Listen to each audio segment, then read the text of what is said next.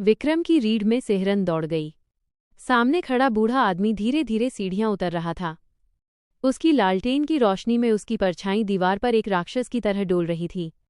विक्रम चिल्लाया, कौन हो तुम? और ये सब क्या बकवास है? बूढ़े ने एक भयानक शांति के साथ जवाब दिया, तारांकन, मैं बस एक सेवक हूँ, मालिक। मेरा काम इस हवेली की रखवाली करना है, जब तक कि आप वापस नहीं आ जाते। आज की तारीख देखिए। विक्रम ने कांपते हाथों से अपनी कलाई घड़ी पर नजर डाली। डिजिटल घड़ी पर तारीख चमक रही थी, 14 दिसंबर 2025। तस्वीर की तारीख 14 दिसंबर 1925 के ठीक 100 साल बाद। इतिहास को अपना कर्ज चाहिए, विक्रम बाबू, बूढ़े ने कहा और दीवार पर लगी एक विशालकाय, धूल से सनी पुरानी घड़ी, ग्रैंडफादर क्लॉक की ओर इशारा किया। वह घड़ी बंद पड़ी थी। उसकी सुइयां 11:55 पर रुकी हुई थीं। चाबी का रहस्य, बूढ़े ने कहा, तारांकन, आपके दादाजी ने जो चाबी आपको दी है वो किसी खजाने की नहीं, इस घड़ी की है। ठीक 100 साल पहले इसी रात आपने, यानी आपके पूर्वज ने, काल समय से एक सौदा किया था, अमर रहने का सौदा। विक्रम का दिमाग चकराने लगा। उसे याद आया कि दादाजी हमेशा कहते थे, हमारा समय उधार का है। बूढ़े ने आगे बताया, तारांकन, शर्त ये थी कि हर 100 साल बाद आपको लौटकर आना होगा और इस घड़ी में चाबी भरनी होगी। अगर आप चाबी भर देंगे तो आपको नया जीवन मिलेगा, नई पहचान मिलेगी, लेकिन यादें मिट जाएंगी। और अगर आपने चाबी नहीं भरी तो वो लेनदार आपको लेने आ जाएंगे। तभी बाहर खड़ी काली गाड़ी का हॉर्न बजा। अब वो हॉर्न नहीं था, बल्कि किसी जंगली जानवर की गुर्राहट जैसी आवाज थी। दरवाजे पर भारी धक्के लगने लगे। धड़ाम धड़ाम। बाहर जो भी था वो अंदर घुसने के लिए बेताब था।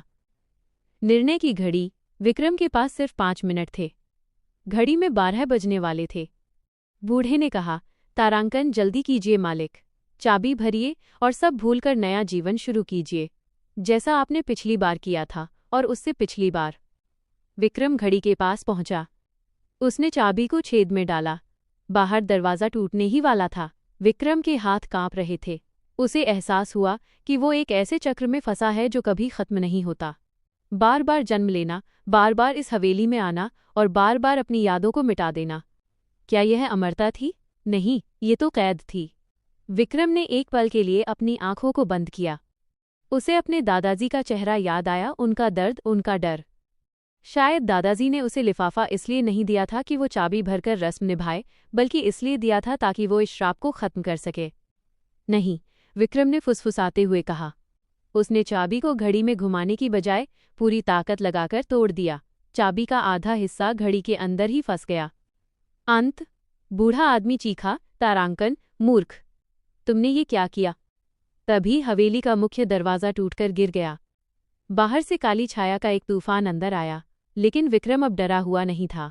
उसने अपनी आंखें बंद कर लीं और मुक्ति का इंतजार करने लगा। अचानक एक तेज सफ़ेद रोशनी हुई।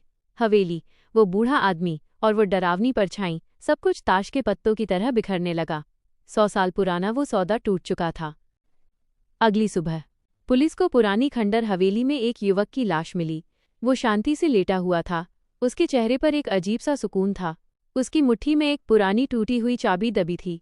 पुलिस इंस्पेक्टर ने पास खड़े हवलदार से पूछा, इसकी पहचान हुई? हवलदार ने एक डायरी दिखाई जो लाश के पास मिली थी। डायरी का पहला पन्ना बहुत पुराना लग रहा था, जिस पर 1925 की तारीख थी, और आखिरी पन्ना ताज़ा लिखा हुआ था।